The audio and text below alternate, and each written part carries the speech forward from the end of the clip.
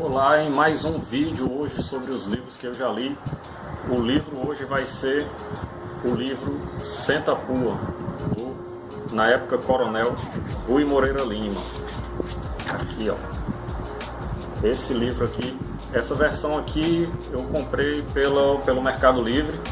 Na verdade eu já tinha lido esse livro quando eu estava no colégio, mas como eu comecei uma saga para eu ter que ter todos os livros que eu já li, então depois eu fui atrás de comprar esse livro aqui. E eu achei pelo Mercado Livre e ele veio com essa capa dura aqui, então foi show de bola. Mas enfim, do que é que trata o livro?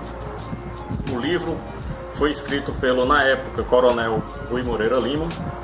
A última notícia que eu tive dele, né, foi quando eu assisti o documentário Senta Pua, que é baseado nesse livro. Ele já era brigadeiro. Mas enfim, o livro, o autor vai contar sobre a história do grupo de aviação de caça brasileiro durante a Segunda Guerra Mundial.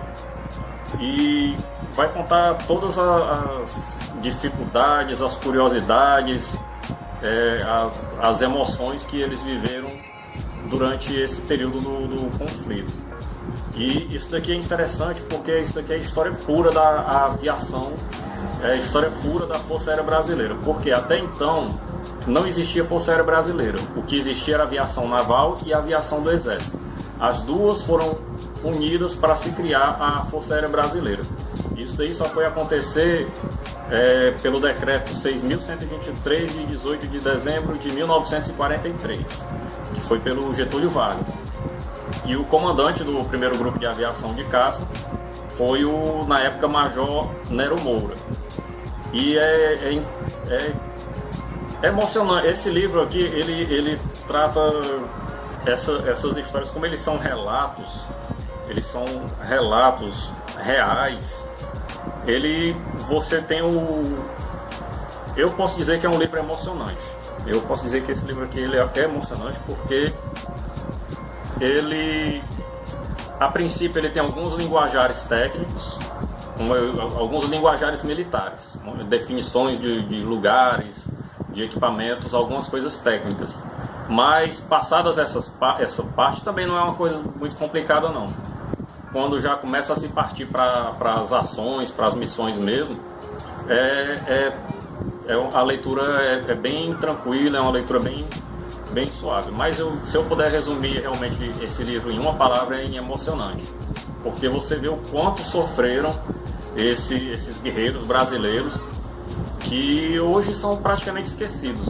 Existe hoje uma cultura no Brasil de se esquecer os seus heróis nacionais, como se não fossem necessários. Então seleciona-se quem é herói nacional e quem não é. E é importante que todo mundo conheça a história desses heróis. Uma curiosidade sobre, ou melhor, existem diversas curiosidades. Eu não vou nem falar das principais, as principais, que aqui no livro ele explica o porquê do nome do grupo ter sido Senta Pua, porquê que o símbolo deles era um avestruz. Aqui era o símbolo deles. Porquê que os americanos apelidaram eles de Jambok. E uma das coisas assim que foram chocantes era a quantidade de missões que eles realizavam. Antes de ler esse livro aqui, eu tinha lido um outro que eu ainda estou à procura dele, que é o Grande Circo, que também é relato da Segunda Guerra Mundial, é dessa série aqui. O outro que eu estou procurando é dessa série aqui, mas eu ainda não achei. Sempre que eu vejo um livro com essa capa aqui, eu pego na esperança de ser ele, mas nunca é. Que era o Grande Circo, do Pierre Clostermann. Ele também era um piloto brasileiro, mas que ele se nacionalizou francês e ele lutou pela RAF, pela Força Aérea Inglesa. E lá se aposentava o piloto quando ele tinha 32 missões. Chegou a 32 por ali, nessa casa dos 30, os pilotos eram aposentados. Então acabou a guerra para ele ali, pode pegar as coisas e voltar para casa. Na Força Aérea Brasileira, aqui, no período dos combates, tiveram pilotos que fizeram mais de 100 missões. 60 era coisa, brincadeira, 30 missões era para quem estava assistindo a guerra, que fazia lá. Por quê? Porque não tinha gente, não tinha efetivo, os equipamentos, todos os equipamentos tinham sido cedidos pela... Aqui, ó. Aqui é o Tenente Alberto Martins Torres, que cumpriu 100 missões. Esse daqui, piloto brasileiro, ele cumpriu 100 missões.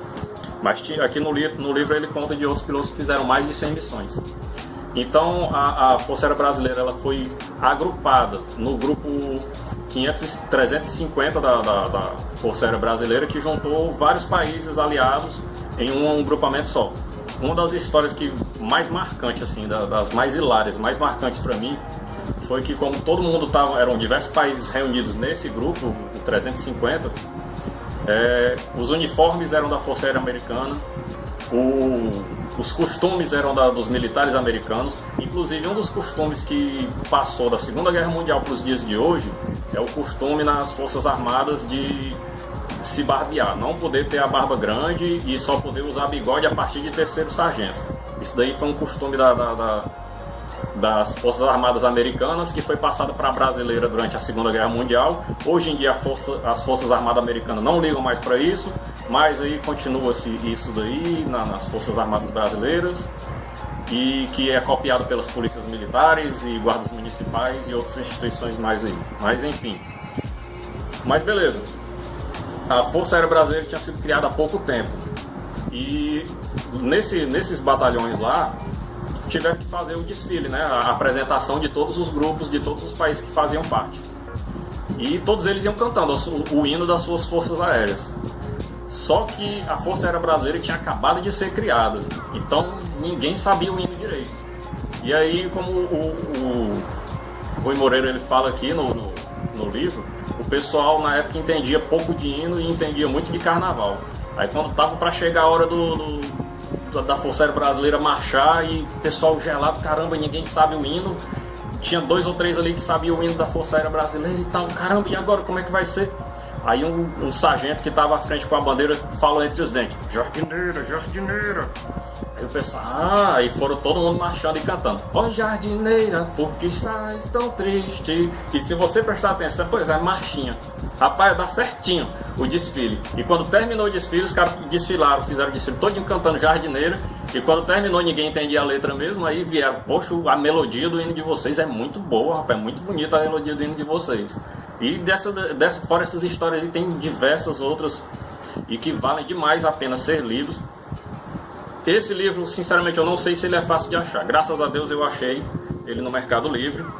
Mas tem o documentário que foi baseado nesse filme. Ele foi lançado em 99 e é do Eric de Castro.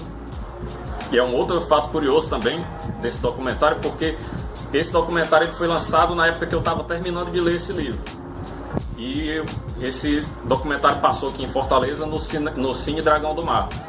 E eu fui lá assistir. Isso era na semana, 2 horas da tarde. Só tinha eu no cinema, somente eu. Graças a Deus, foi o único filme que eu cheguei e era exclusivamente para mim. O cinema só tinha eu para assistir esse documentário. E também é igualmente emocionante, mas nunca vai substituir o livro. Ele resume bastante, mas já dá para você ter uma ideia.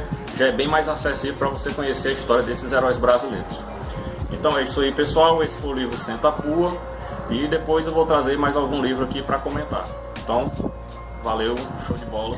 Até mais.